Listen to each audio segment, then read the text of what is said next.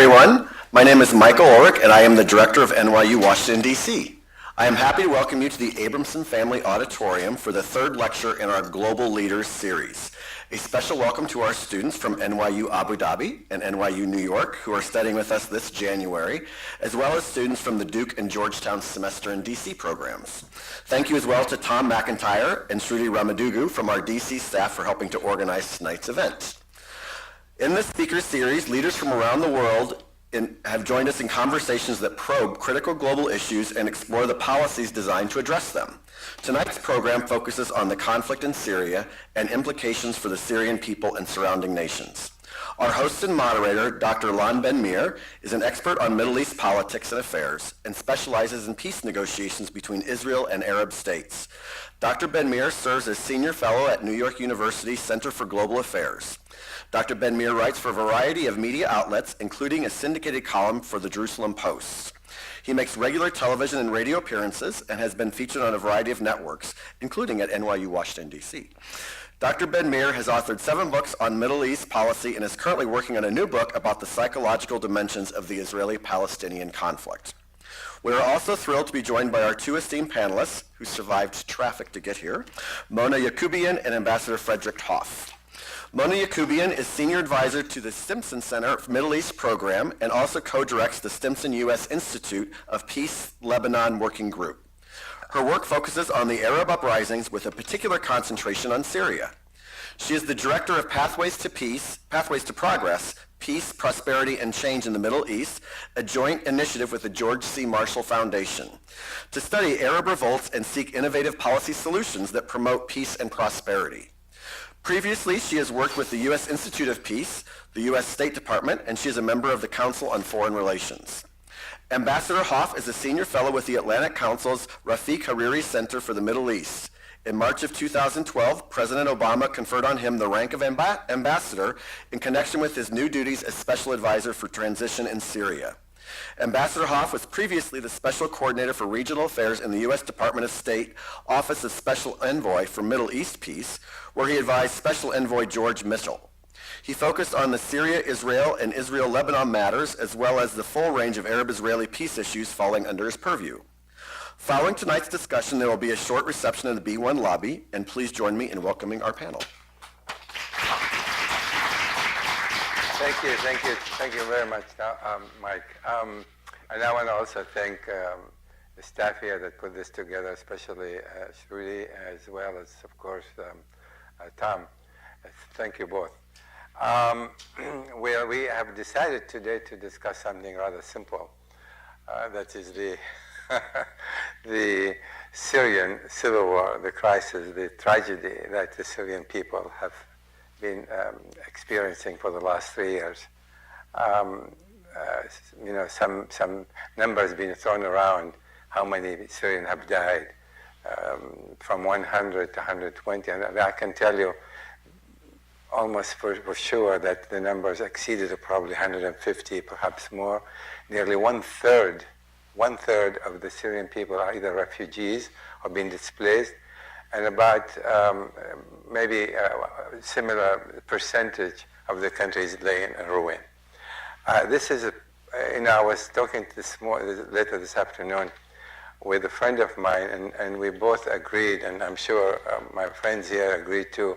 I think this is the greatest tragedy that has inflicted on the Syrian people, and certainly the greatest that have come to the region that I remember, at least for 100 years now. I don't recall that the Middle East have experienced such a tragedy of this magnitude.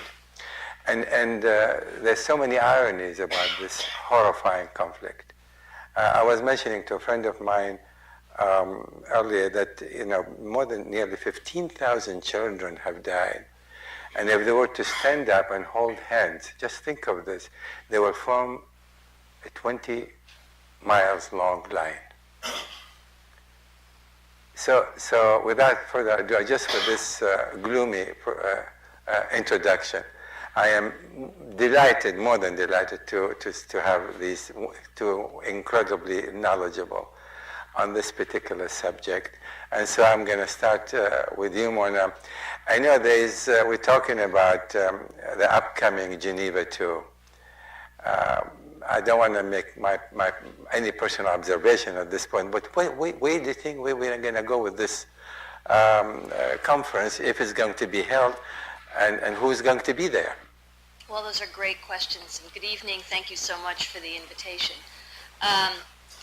The first question as to whether or not it's going to happen, I think is still a valid question to ask. The Syrian opposition is still deciding, the Syrian opposition coalition is still deciding whether or not to attend. But I guess my sense is, even if it goes off on the 22nd, as it's currently conceived, it's very hard for me to see how it's going to move the ball forward, given the situation on the ground. Which is to say, will those who represent the Syrian opposition at the table have much sway or influence on the ground? And even if they were to come to some kind of agreement, let's say they were to negotiate a ceasefire,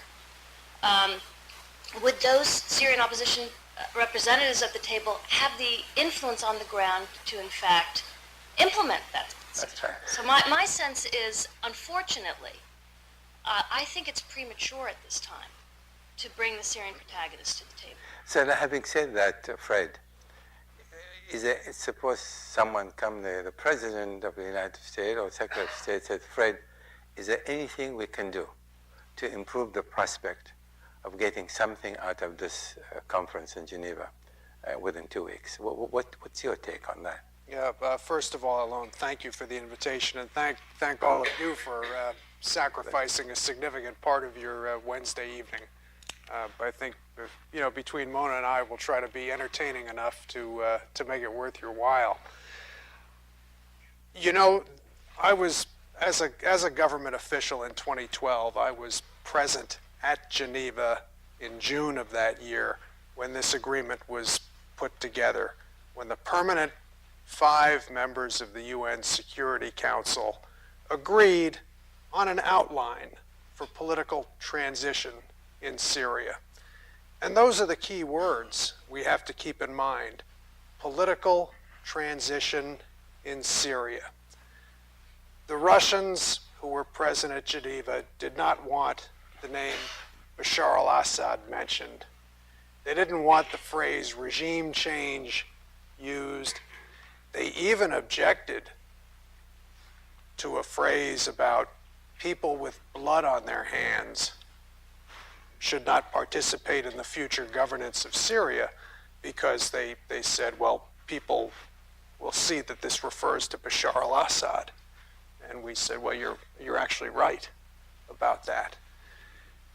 The problem about having a conference in the near term is that the subject matter, political transition, is not very likely to come about. The Assad regime on the ground is doing quite well militarily, not itself, but the Iranian-raised militias, foreign fighter militias from Lebanon and Iraq, are keeping this regime afloat. Russian arms supplies to the regime continue. So the question is, what, if anything, can be made out of this conference, which I suspect is going to take place. I think the opposition is going to swallow deep and say, yes, we'll be there.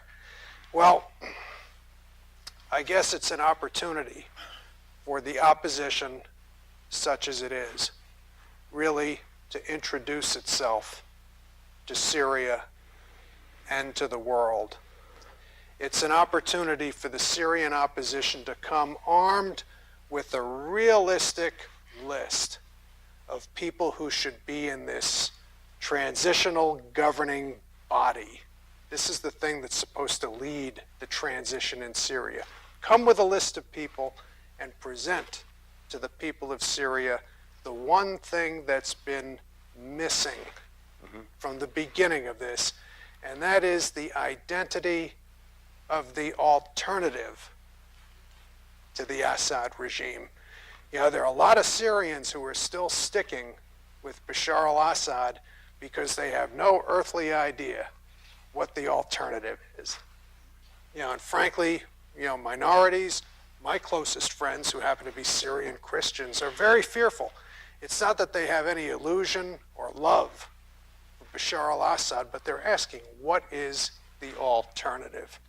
Okay, so there is an opportunity for the Syrian opposition to make something of this, but we shouldn't expect negotiated regime change to be the result. But then when you say Syrian opposition, as if, the assumption is that there is unified Syrian opposition that is going to go to Geneva and face the representative of the Assad regime. Well, you know and I know that there are at least 30, 40, maybe 50 different groups that are fighting so-called rebels in Syria. Yes, there are 5 or 6 that, along with the Syrian Free Army, that may the moderate wing of the various rebels that fighting there. How are you going to get for example, the Islamic State of Syria and Iraq representative to be there, and what will be their agenda? And how do you get the Jabhat al-Nusra there? And how do you get so many jihadi groups coming from all over the Middle East to come? So what sort of rebel representation are you going to have, let alone them to agree on a specific agenda? And I like to see that happen without any question. And just furthermore, you have outside players. You have Iran, you have Russia, like you mentioned, you have Saudi Arabia, you have Jordan, you have Turkey. Each of them have different agenda altogether. And finally, then you have this horrifying, we're just, I think, seeing the beginning of the Shia-Sunni war, and Syria has become the battleground. So if that's not enough, so I will leave it to you. What's the bad news? So please. I'm ready to leave. You've put a lot on the table, and I think I would underscore what Fred said about the challenges, I think, are significant for these talks to go off. They may go off, but my sense is if they happen, they will be more or less a charade or a fig leaf exercise, precisely because of these various obstacles that are out there. The Syrian opposition is divided.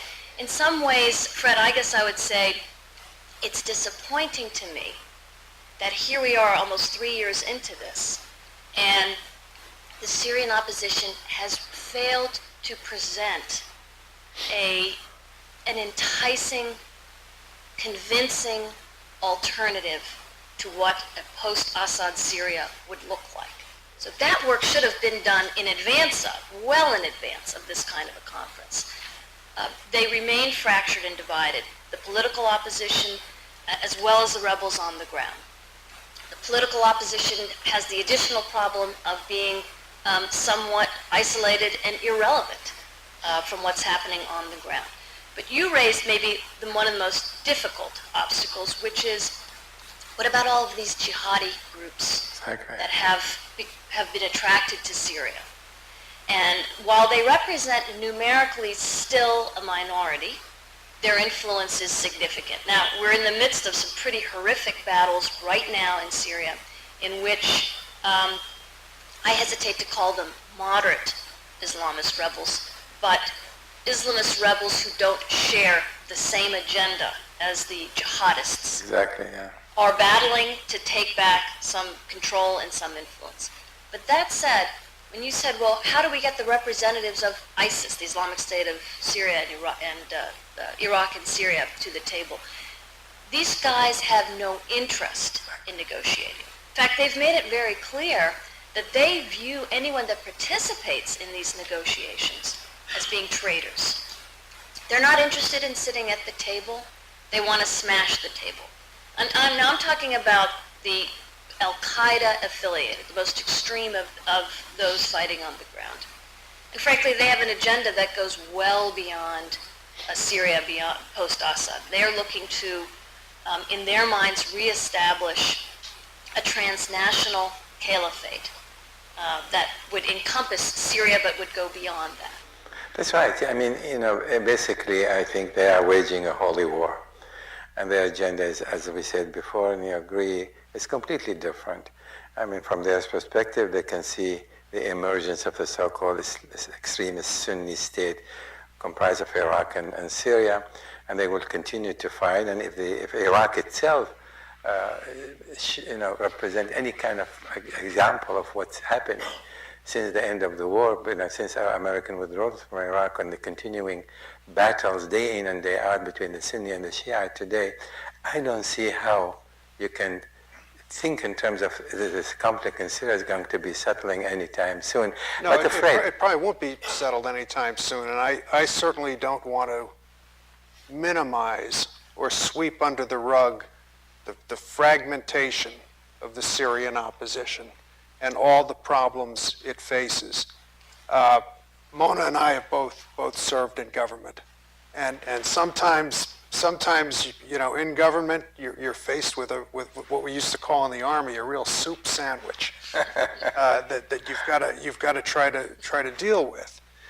We have a situation here where, for better or for worse, I personally think for worse, the United States has insisted that this conference will take place, probably for no more of an elevated reason than nobody's got a better idea. The president demonstrated last August, in response to the chemical atrocities, that there are certain places he's not going to go in the context of Syria.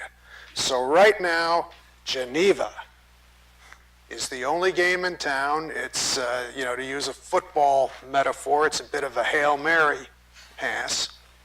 It's going to happen, all right? The opposition will have critical meetings, I think, on the 17th of this month. It will probably, we're talking about the National Coalition, it will probably decide to attend. As I process all of this based on my experience in government, it really becomes a matter of trying to make the best of a hand that has no face cards and an assortment of 2s and 3s and 4s. And in that respect, given the fact that it really is a soup sandwich, that there is so much up for grabs in the Syrian opposition, this is an opportunity for the real nationalists, the people who don't have a sectarian agenda, to step into the international limelight at Geneva and perform credibly for the edification of Syrians and the rest of the world. It doesn't mean that this is a panacea. It doesn't mean that 20 minutes later you're going to have a solution in Syria. But this has got to start somewhere. And I think the essential problem they've had, something that's contributed to the problem, really has been the reluctance of the United States to press this opposition into governing inside Syria. And the reason we haven't pressed is because, frankly, it's someplace that President Obama doesn't want to go. Because if you're going to establish an alternate government, an alternate authority of some kind inside Syria, that authority is going to need recognition, it's going to need resources, and it's going to need help with self-defense. You can't just establish it as a target for Scud missiles and barrel bombs. Well, the United States hasn't wanted to go there. So basically, this coalition has been a collection of exiles. And we know what exile politics are like. But then again, you see, you obviously seem to agree that the prospect for a political solution, at least coming anything from the Geneva II conference, is extremely dim, if it exists at all. Right. Then you have the situation in Syria itself. Syria, even before the war, still is a sectarian state. You have half a dozen different. You have the Shiite, you have the Sunni, you have the Alawite, you have the Kurds, you have the Christians, and and others. And this war has really torn the social fabric of Syria as we know it.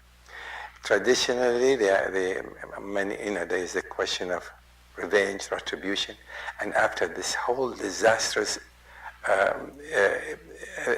that evolved over the last 3 years, do you really think you can put Syria back together as a unit, as a single, united, as it was before? I think we might have passed that option if it exists any at this point. You may well be right. I mean, I think many people, myself included, and I don't know if Fred would agree, believe that the Syria as we once knew it is essentially gone. And it's going to be something else that emerges from this process. And it is going to be a long and difficult process.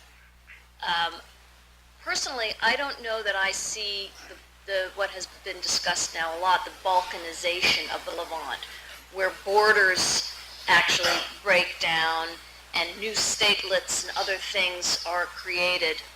Although it's very concerning to see, for example, the melding of arenas between Iraq and Syria, where you're seeing much more free flow of fighters and other things between Iraq's western Anbar province and the eastern parts of Syria.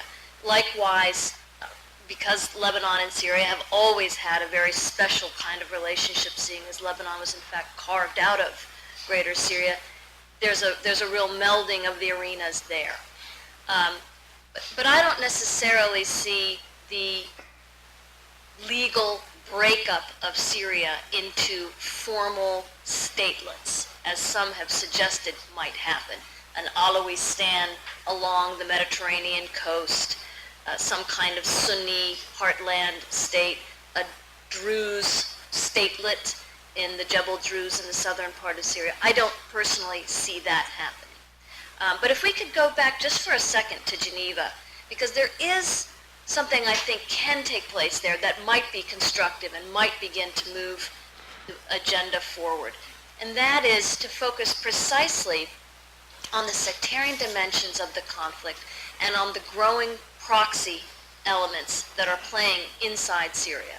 So that Syria, unfortunately now, is no longer just a conflict among Syrians.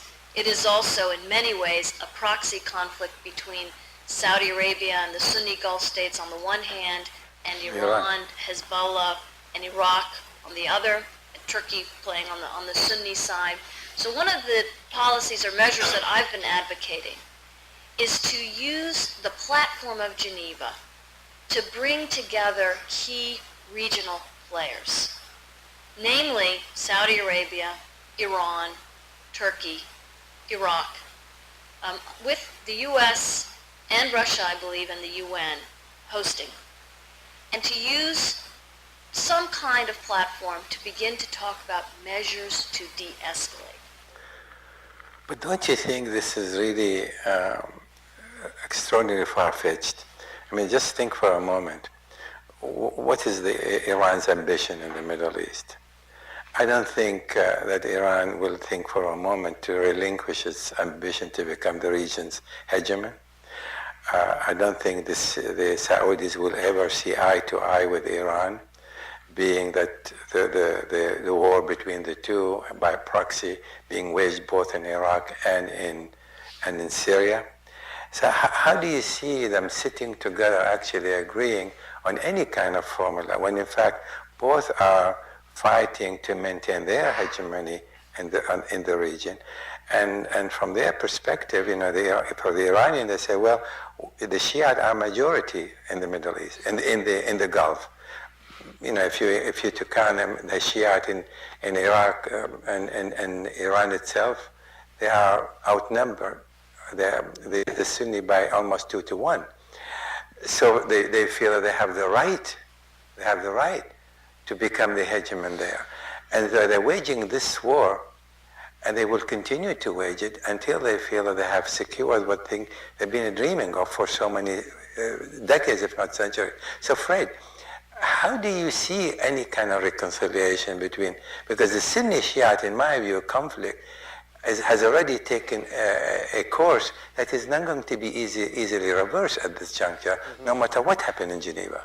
You know, at the risk of possibly injecting a note of optimism here, I believe very strongly, and I have no scientific basis by which I can present evidence for reasons that will be obvious. I feel very strongly that the vast majority of Syrian people want their country put back together, perhaps with a different kind of a system, perhaps with elements of empowered local governments. That would help. You know, right now you have a situation where the education minister in Damascus decides how many pencils go into a school kit in towns and cities elsewhere in Syria. I think most Syrians want to see a country where a sense of citizenship, a sense of being Syrian outweighs who you are in terms of sect, whether you're a Sunni, an Alawite, a Christian, and so forth. The difficulty right now is obvious. Those people, and let's say we're talking about 80% of the population, are essentially unrepresented when it comes to the people who are carrying rifles and machine guns. They are unrepresented.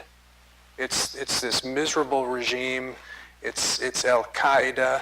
It's these extreme Islamists. These are the people who are all armed to the teeth. These are the people who are able to advance an agenda on the ground. Now, I think Mona's on to something with other possibilities at Geneva.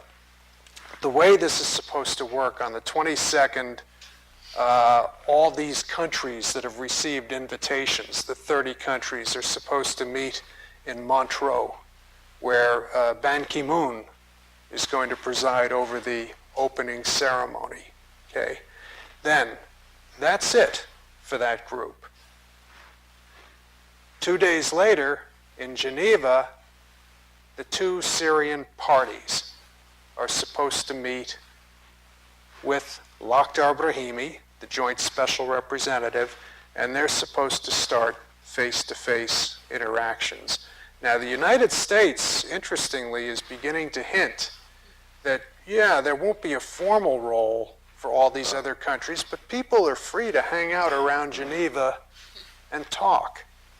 And I suspect one of the conversations will be an American-Iranian discussion about what it would take to have something that looks like a humanitarian truce in Syria.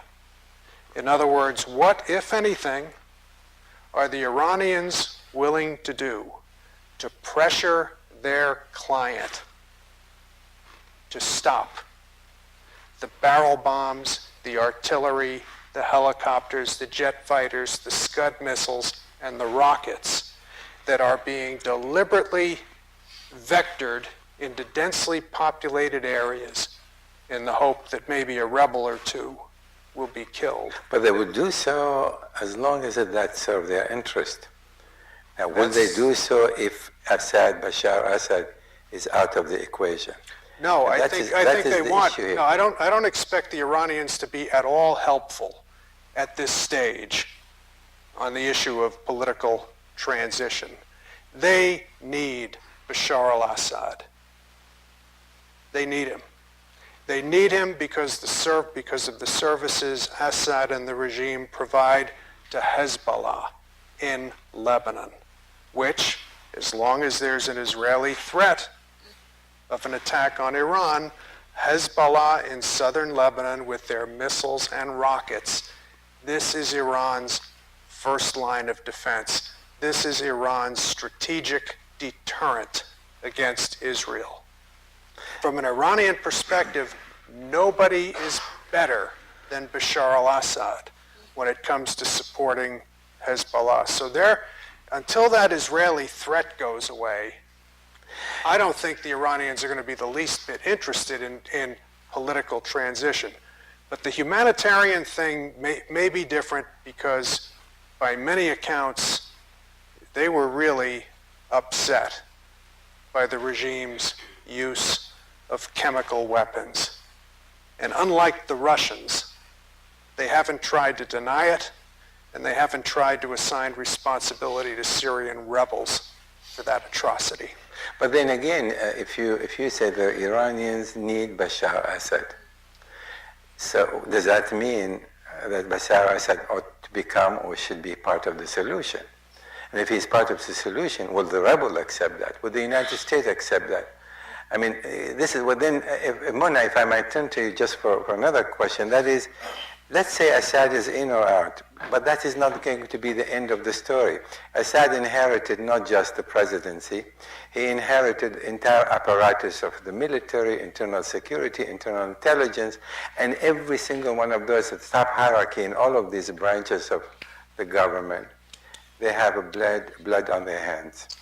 How are you going to reconcile that under any circumstances to find a political solution whereby the various troubles, they're going to be able to see eye to eye, and hopefully Syria will remain a single unit? Do you see that at all possible? Well, I think it's important to distinguish between Bashar al-Assad and those immediately around him, the Makhloufs and his brother Maher, and kind of this thuggish clan that forms the heart of the regime, and the broader Alawite community, as well as the broader military and security apparatus. Because my sense is that the answer for Syria is not the equivalent of de-Baathification in Iraq, which is to say a complete wipeout of that security military apparatus. Because I think we hopefully learned a lesson from Iraq about the chaos that then ensued as a result. So in my best world of worlds, and I would actually differ a little bit with Fred about the utility of Bashar al-Assad to the Iranians. I think their position might be a little more malleable, might be a little more nuanced, and may evolve depending on what happens with the nuclear discussions. Yes. That might unlock some important possibilities for broader regional stability and a rethinking of the regional security architecture. But for me, I mean, Syria is an extraordinarily difficult challenge. And there's no perfect answer to this. But for me, what would make the most sense is some kind of political transition pushed by all parties, Russia and Iran included, whereby Bashar al-Assad and this thuggish core transitions out. We can talk about how that happens.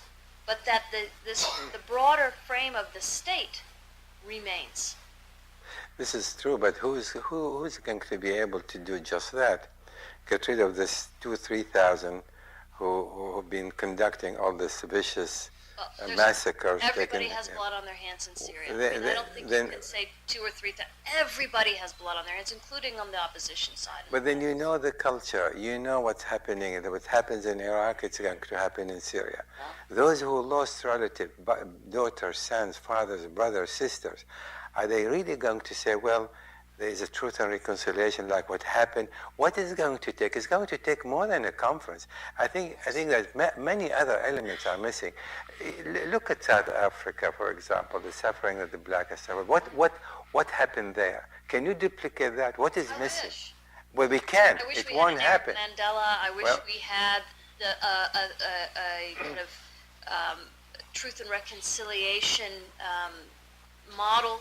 In the Arab context, we really don't. But you have to work with what you have to work with. What's the alternative? The alternative is this goes on. You began our discussion by reciting this such sad litany of where Syria is today, in terms of the numbers of people killed, in terms of the numbers of children that are suffering, the destruction of infrastructure. If the fighting goes on for too much longer, there's not going to be a Syria left. But then again, Fred, if I may, Then again, what you have here, Bashar al-Assad forces have been gaining grounds in the last few months. Under what circumstances will Bashar al-Assad make any kind of serious concession to accommodate the rebels, when in fact he believes that he may eventually win this conflict? And why would the rebel negotiate from a position of weakness?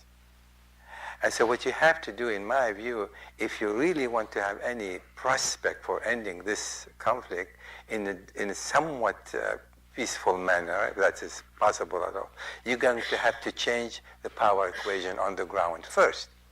And so then one of the reasons I don't think that's the political solution, albeit is the only solution in the final analysis, but you have to create the environment for a political solution on the ground. And this environment today doesn't exist. And what's your take on that? This was John Kerry's theme when he first became Secretary of State and he was focusing on Syria. He essentially told President Obama, look, Mr. President, there's not a thing wrong with a negotiated, peaceful solution in accordance with the Geneva Agreement. The problem is we have to change Bashar al-Assad's calculation. Exactly. All right? And the objective problem over the last several months is that calculation has changed, but it's changed in the wrong direction. Opposite direction, yes. It's changed in the opposite direction, so that, I think we can stipulate that the upcoming conference at Geneva, even if it lasts several weeks or a month and a half or whatever, is not going to produce political transition in Syria. What Mona described very accurately is in fact the Geneva formula. And the Russians knew what they were signing up to at the time. It was forming this transitional governing body on the basis of mutual consent, meaning mutual veto, which means that people like Bashar al-Assad would not make the roster, okay? And at the same time, trying as best as you can to avoid the Iraqi catastrophe by preserving, such as they are, institutions of state, ministries, and, the Syrian army. Look, most of the Syrian army is on the sidelines now. It can be used in stability operations if this, political transition scheme is ever achieved. But this is precisely the Geneva formula that was negotiated. The problem right now, as you indicate, you would have to repeal some basic laws of politics, of political physics, for this to work, because Bashar al-Assad, thanks to the Iranians, thanks to the Russians, and frankly, thanks to things that we have really failed to do on our side, Bashar al-Assad thinks he's winning. Yeah. So what are the chances he's going to send a delegation to Geneva with instructions that they should negotiate him out of power? So what is going to be then, Mona? What's going to be the rules of engagement? Here they have come all together. Where do you start? The opposition is sitting on one side. The Bashar al-Assad representatives are there. The rebels are sitting there. Where are you to begin? Any negotiation requires some rules of engagement. Where do you start? What is going to be the starting point? What do you discuss? Well, again, my sense is that you are not, because of exactly this imbalance, you are not going to come away with the kind of political transition that one has envisioned, that is envisioned by the Geneva Communique under the current set of circumstances. So I personally do not think it makes sense at this time to bring the Syrians around the table, because the opposition is at such a disadvantage. And the one potential downside with this idea that it goes off because they're going to be dragooned to the table is that those moderates who actually really do form the future of a Syria that we would all hope will eventually emerge from all this may be very badly discredited by taking part That's in a real something. danger. It's a real danger. Right. And a lot depends on how we act. Look, the Russians are going to come to Geneva saying nice words publicly, but they are going to be like this with the Assad regime. Exactly. There are going to be ongoing consultations. There are going to be strategy sessions between the Russians and the regime. What I fear, and what I think may be the case, unless things get turned around quickly, is the United States is going to come to this negotiation with a sort of even-handed, let's all just sit down and talk this through. Let's have a dialogue, and this is going to increase the opposition's sense of isolation, because we're going to be leaning on them to be reasonable while the Russians are going for broke. Exactly. With the regime. And this is a real problem. There was an NGO in Washington that did a simulation that I believe Mona took part in. Yeah. And this was the essential problem. The Russians came in with a sense of purpose. This is a negotiation. We're going to try to win. The United States came in with this, can't we all just reason together here? But then again, exactly. Well, the opposition was badly divided, and that was another problem. And the lack of American support. But then, and eclipsed by the armed groups on the ground. yeah, the Russian, however, have always taken assumed the agenda. I mean, they have pretty much determined what is the course of action going to take vis-a-vis, be that on the chemical weapon, be that on the agreeing on this particular Geneva 1 and Geneva 2, and so they've been leading the show thus far. But I want to raise another question. In any negotiation, again, I want to go to some of these principles. Yeah. You need a commitment by the parties who are negotiating to agree. We want to reach an agreement. Do you see either side making that commitment? I mean, they come to Geneva saying, we are looking to work together to resolve this conflict, and we are committed to a solution. And then if you don't have that commitment, how is Geneva is going to produce one? No, that's, as I said, I don't believe that the parties in particular on the part of the regime have an interest in making that commitment. On the part of the opposition, have the capacity to enforce a commitment. They don't have sway on those groups fighting on the ground. That's why, from my perspective, analytically, while I understand the value and the need to have the process and to think about political transition in Syria, I've been advocating for what I call Geneva 1.5, which is to say, look, what you just described, rules of engagement, an agreement, we're going to get to a kind of a willingness and an agreement that we're going to seek some kind of compromise. The conditions simply aren't there right now for that to happen. What I would argue is I actually maybe differ with both of you on Russia and Iran in terms of, is there a shift in their views of how this conflict is evolving, and in particular the jihadist threat that has been on the increase. Syria now surpasses Iraq and Afghanistan in terms of the numbers of foreign fighters that have been attracted to Syria. That constitutes a real threat for Russia and for Iran. So I'm sort of arguing, can we bring together, keep both international and regional powers to begin to get at some of the issues in which there may be a shared interest. Fred talked about negotiating humanitarian access. What about the idea, again, of trying to de-escalate the sectarian rhetoric? I think that is actually considered, in my opinion, you might differ with me, I actually think the sectarian dynamic is evolving in such a dangerous fashion. And we are literally in the last 2 weeks, we have seen the makings of the much feared regional conflagration between events in Iraq and Lebanon, not to mention what goes on every day in Syria. So are we at a point where this conflict, as a conflict, represents such a threat to regional stability that key actors are willing to reconsider their own strategic calculus. But then, as long as you think, if you assume that the regional players, be that Iran, Saudi Arabia, some other Gulf states, Turkey, necessarily have an interest in ending the conflict at this particular juncture, when the outcome may not be to their advantage.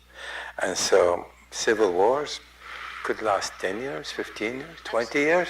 What's the rush as far as they're concerned? They can wait.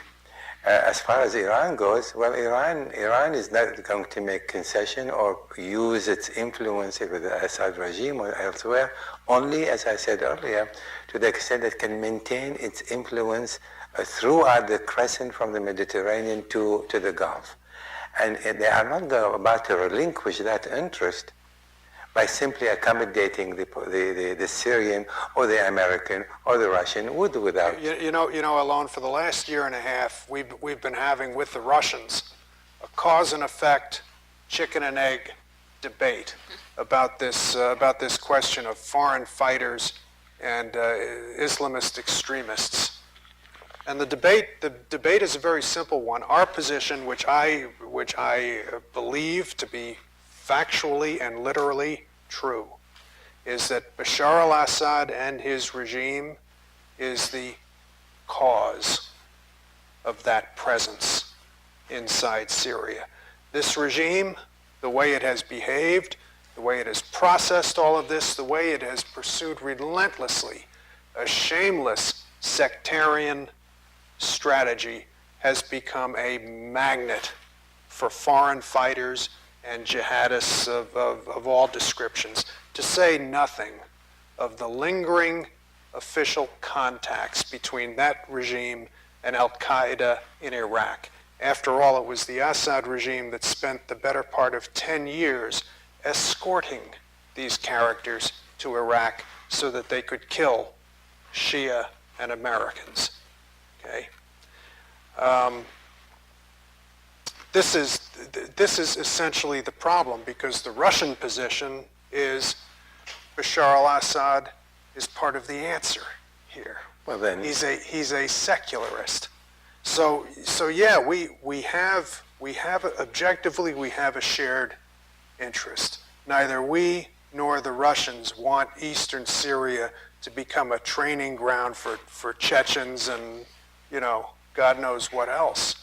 But there is a fundamental difference that still has not been resolved as to what is the cause of this and what's the answer. And how are you going to get rid of them? Pardon me? How are you going to get rid of them? Oh, look. What means? Look, Mona's methods? right. We're talking about a decades-long process for the reconstruction of Syria on many, many, many different levels. The question is where to begin. Geneva, for all the reasons we've discussed, is a very imperfect vehicle to get this started. But I'm telling you, something's going to happen in Montreux on the 22nd and in Geneva starting on the 24th. If the Syrian National Coalition is able to put together a delegation, I'm quite convinced that that delegation will come to Geneva prepared to work for a settlement in accordance with Geneva I. It's manifestly in their interest to do it. And this is the one thing that makes the regime very nervous about Geneva. They don't like the subject matter. The subject matter is political transition. Okay? I think that there can be parallel discussions on humanitarian affairs, on sectarianism and all of that. But the United States and the opposition absolutely must keep the primary discussion very rigidly on political transition. This is the subject matter of Geneva. As bad as the timing of this whole thing is, given the situation on the ground, if you lose sight of what this negotiation is supposed to be about, then you've lost everything. Then the opposition people you've dragooned become absolutely, totally discredited. They have to stay on subject and let the regime squirm. But then you said let the regime squirm, but then who is going to put the real pressure on Bashar al-Assad? Where is this pressure going to come? So he's going to go, he's concerned about the position that you have just described taken by the rebels. But who's going to really put the kind of pressure on him to actually, he can maintain his position? Do you really expect Russia and Iran, for humanitarian reason, for any other reason, to put the kind of pressure on Bashar al-Assad to accept a solution that's not to his liking at this juncture? What do you think, Mona? Yeah, I think it comes down to nothing is going to be solved on the 22nd of January or even in the weeks following. So let's just be clear about that. My sense is that what we would hope and what one is looking for is precisely for Russia and Iran to put pressure on Assad in the way that we would also need to pressure those that are, the Saudis and others that might be fueling the conflict. I mean, let's be fair. This conflict is a two-sided conflict or a multi-sided conflict. It's being fueled on all sides. And so again, I go back to what I've said before. I think at this point, it is of such magnitude. It is so dangerous in terms of for regional stability. And of course, the humanitarian nightmare that Syria has become demands that the world respond. And so on those key points, I do think there can be a consensus made. That's what diplomacy is about. It's extraordinarily difficult, but that's what's going to happen. But then, again, I'd like to be always the devil advocate here. Look around you. Look at the Israeli-Palestinian conflict that's been going on now for 60-odd years. Look what's happening in Afghanistan for the last 12 years. Look what's happening in Iraq. Is there any reason for us to believe that this particular conflict now in Syria is going to be resolved when the complexity, as a matter of fact, what's happening in Afghanistan and Iraq probably is considerably less complex than what's happening in Syria? You have this what we are seeing is and I think I'd like to suggest that it's in the context of what we call the so-called Arab Spring. I don't think you can take these revolution and evolutionary process taking place, however bloody, as a part of an overall larger revolution that has come to the Middle East. And I don't see how you're going to end, be that the conflict within Egypt itself, or be that in Syria, or in Libya, or elsewhere, by simply appealing to the humanitarian aspect of these, and that's not going to happen. And I think the dynamics need to change, and I'm looking for ways. How can we change the dynamics to bring about, like say the Israeli-Palestinian conflict? We were discussing, I was discussing with Fred just earlier. I think the American approach is quite naive. I don't think that's going to lead to any breakthrough among these two, when in fact the parameters are clear. And so here we're saying it's in the best interest of the Syrian people to find a solution, but it's not going to happen. Why is not going to happen? At least I'd assume that it's not going to happen. Not yet. I share your pessimism, but I think we don't have the luxury of turning our backs on the problem. We don't have the luxury, I think, of disavowing diplomacy. That's my feeling.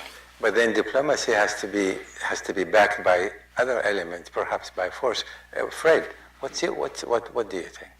I mean, is diplomacy in and of itself today is going to produce a solution, be that now or Europe now or 2 years down the line, or is it going to have other elements introduced into this conflict?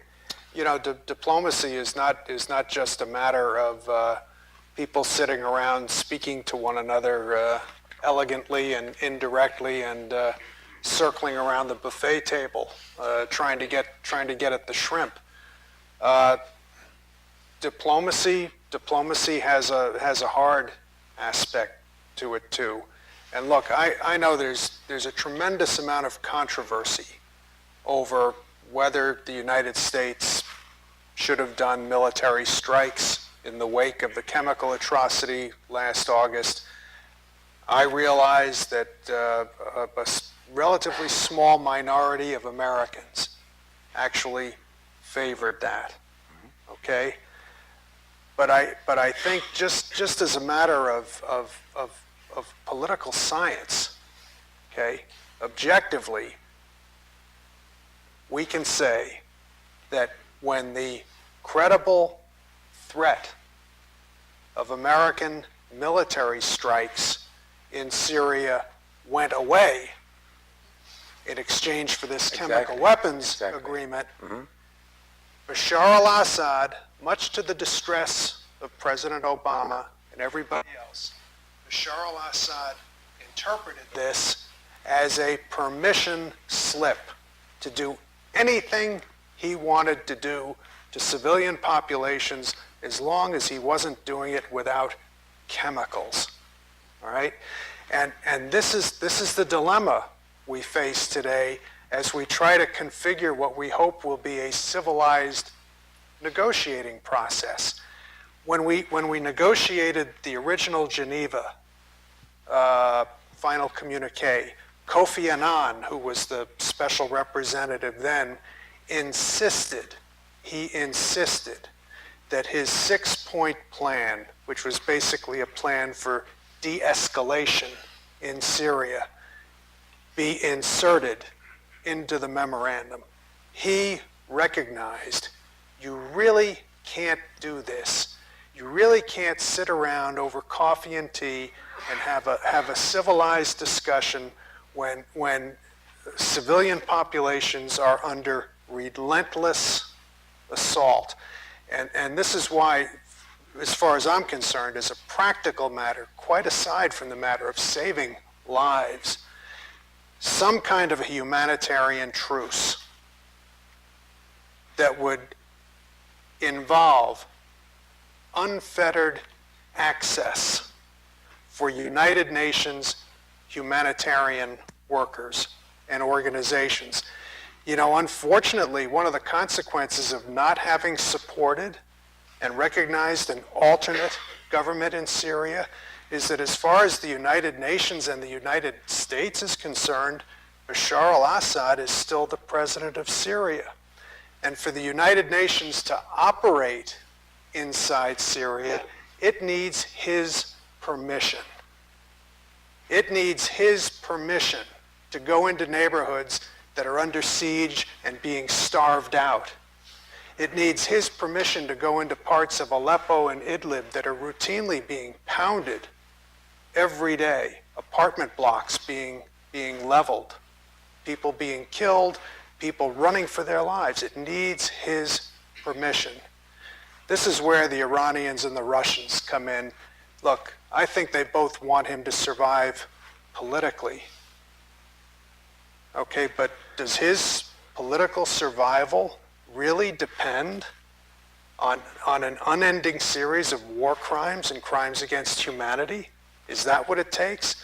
Is this what the Russians and the Iranians are willing to stand up for and defend? But he's done it, he's getting away with it, and now he's asked to send a representative to Geneva to another conference. But just one other point, if you may comment on it. You know, diplomacy, I am without any doubt in support of any kind of conflict or by diplomatic means. This is a given as far as I'm concerned.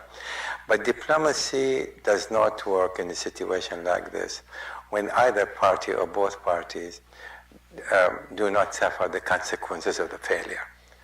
What will be the consequences of a failure of this diplomatic effort in Geneva for Bashar al-Assad? What will be the consequence of the failure for the rebels themselves? I mean, this is, if they cannot see a danger far greater than the danger they are in it now, what is going to motivate them to make the kind of concession necessary unless they feel they can further improve their position first. Well, I think the consequences of a failure would be far worse for the opposition. There's no question about it. And those who will suffer the most are Syrian civilians who are effectively caught in the middle, caught between both sides. But do they really care at this point? They may not. Well, that's They the whole may thing. not. They may not. And I do subscribe to Fred's point. I think it's absolutely true. You have to have the credible threat of the use of force backing any diplomatic endeavor. The question is, what does that credible threat look like? What does that use of force look like? Is it funneling more arms to the rebels? I don't know. Personally, I don't believe that is the way to go. Is it some kind of constructing some kind of NATO response or force, or we have Patriot missiles that are staged in southern Turkey and in Jordan, I believe. These questions are far more difficult, I think. It's easy. I wish I could say, yes, funnel more arms into the rebels. Let's build them up on the ground. That's going to help solve this problem. I wish I could say it. I wish I believed it. I don't. I think that, unfortunately, that's merely going to continue to escalate this conflict. Well, I share your wish, but I don't.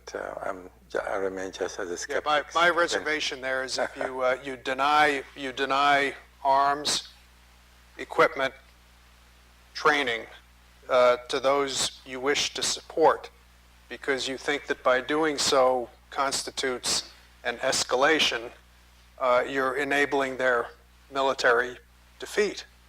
Now, what was considered last August, albeit very briefly, in response to this chemical atrocity, was a series of airstrikes that would have been targeted directly at the tools of terror that the regime was using. Its artillery, its aircraft, its Scud missiles, its rockets.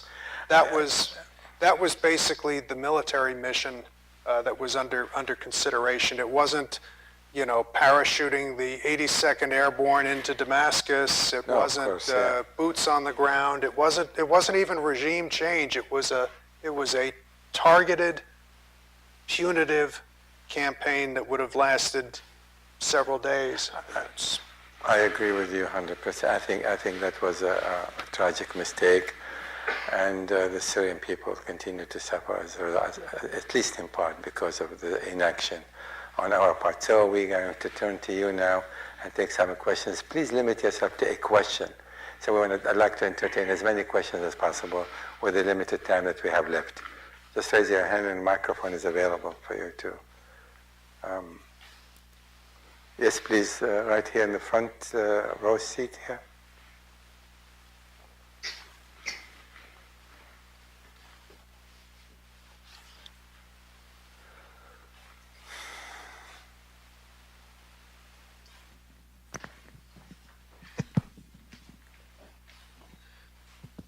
Hi.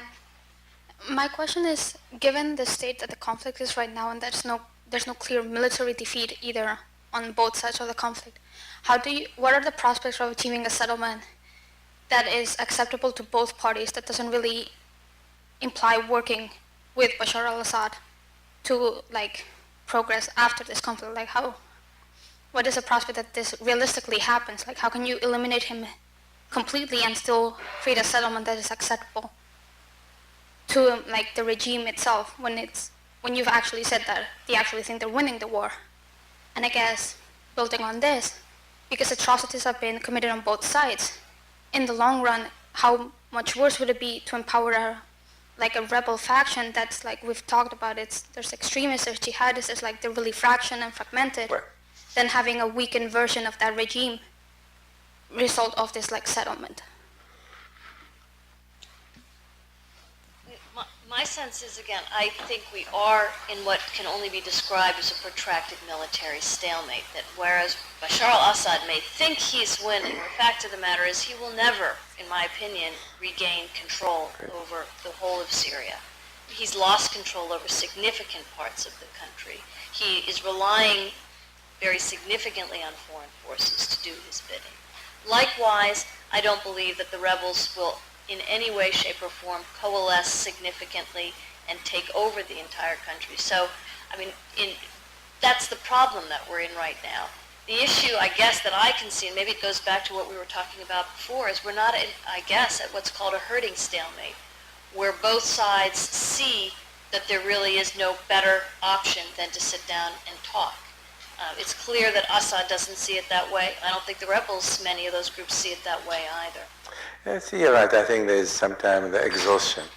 Both sides to get to a point where they're totally exhausted, and then are forced to come to a solution. Yes, we'll take a question back there on top, please.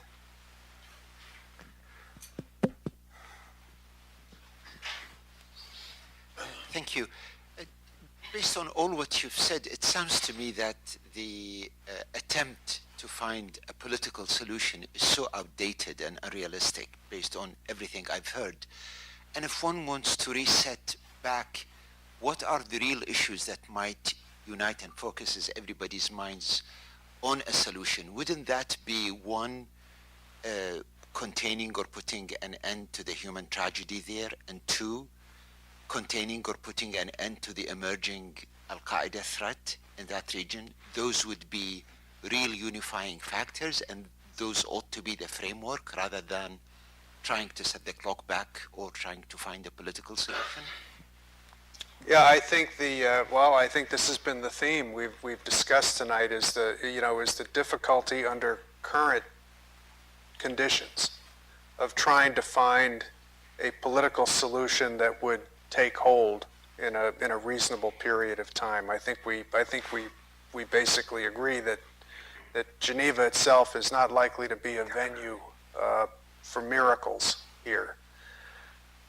My personal view is that rather than going for Geneva, but it's going to happen, so let's accept that, the real emphasis of American diplomacy should have been and should be now on mitigating this humanitarian catastrophe that's taking place. If you want to enable worthwhile political discussions, you're going to have to do that anyway, all right? So why not concentrate on what really matters here, all right? The Syrian people are going through hell. The neighbors, which include American allies and friends, are suffering the spillover consequences, both in humanitarian and political and security terms, right?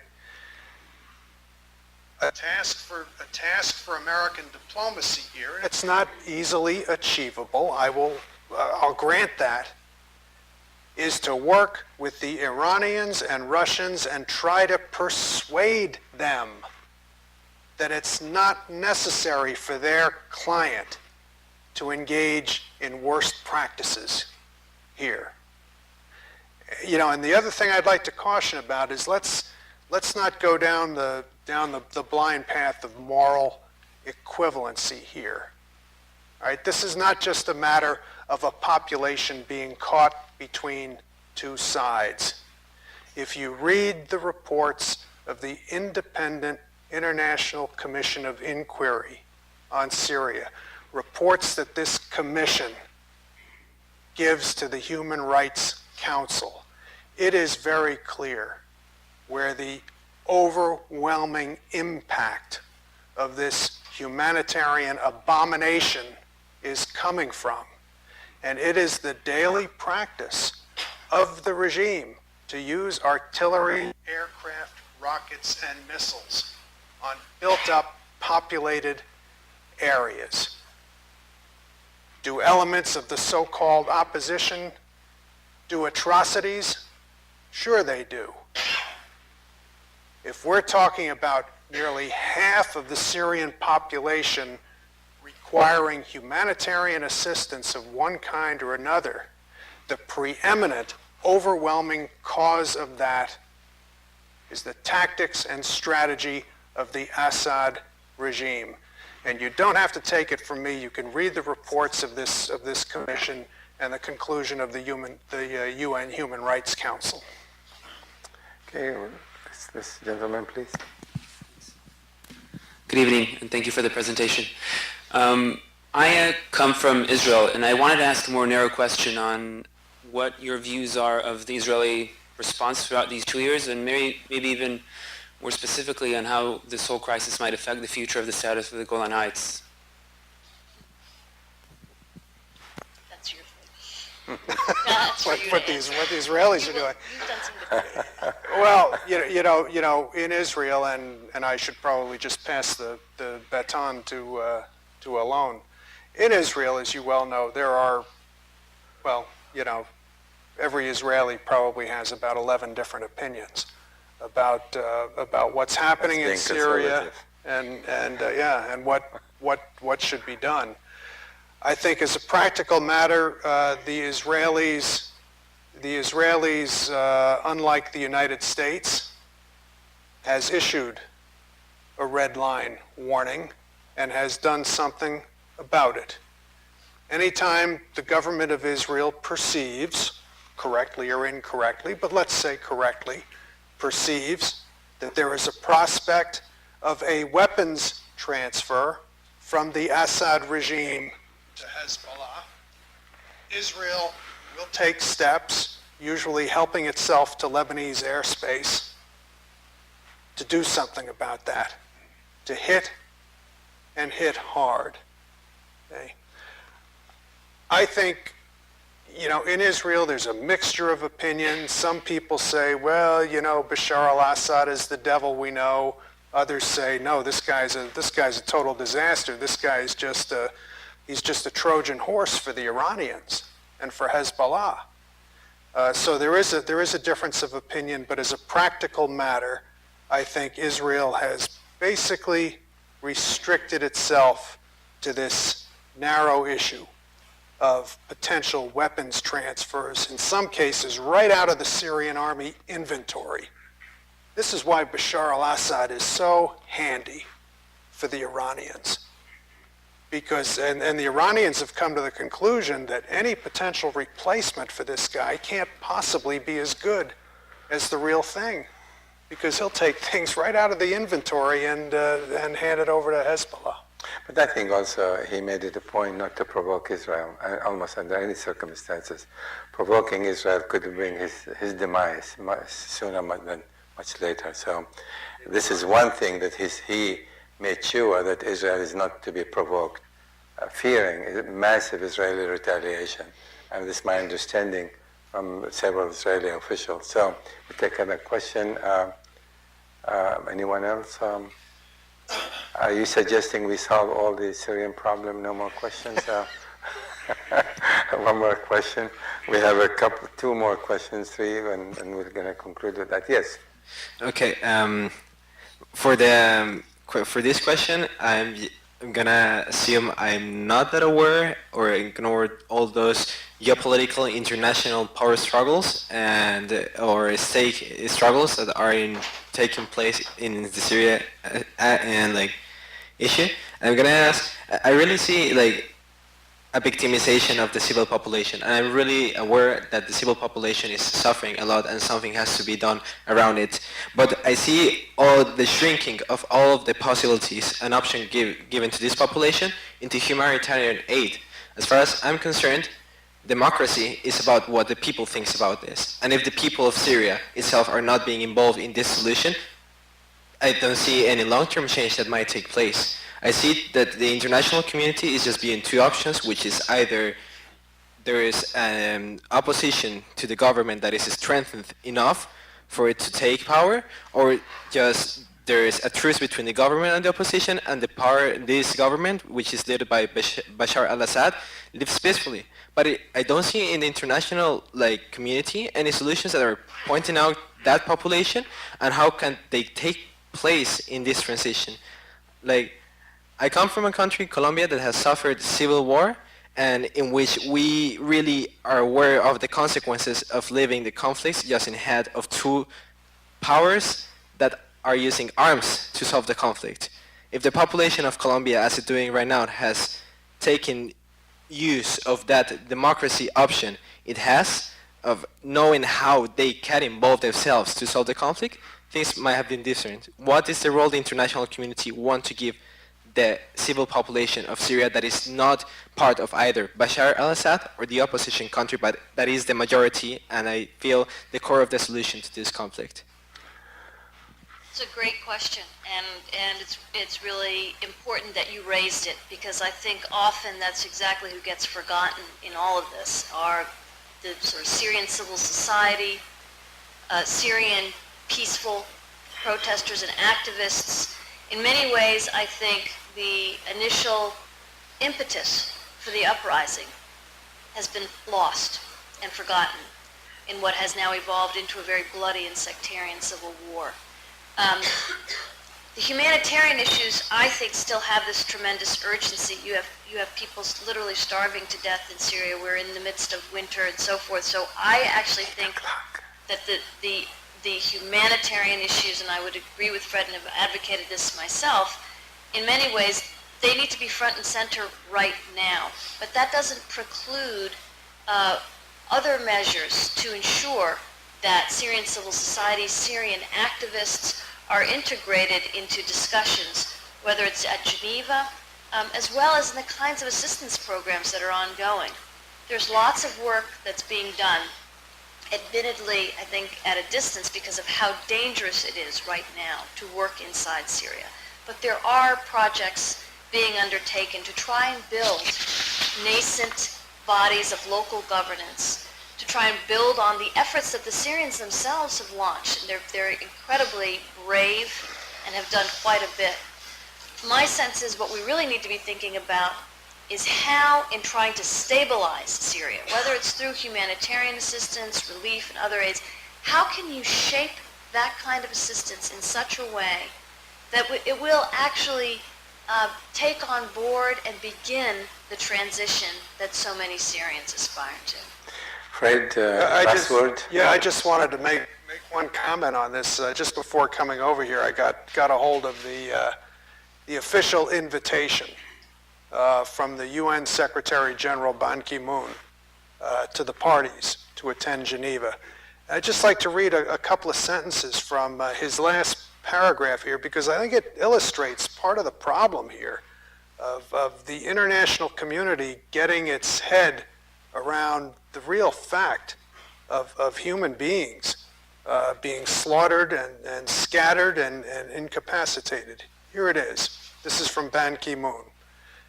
The government, meaning the Syrian government, and all parties must allow immediate and full humanitarian access to all conflict-affected areas.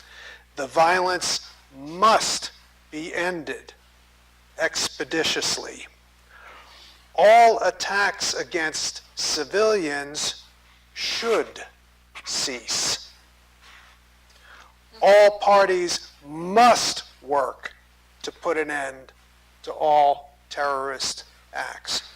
I think what I'd ask the Secretary General of the United Nations is, why is it attacks against civilians are somewhat more permissible than these other things that absolutely must stop?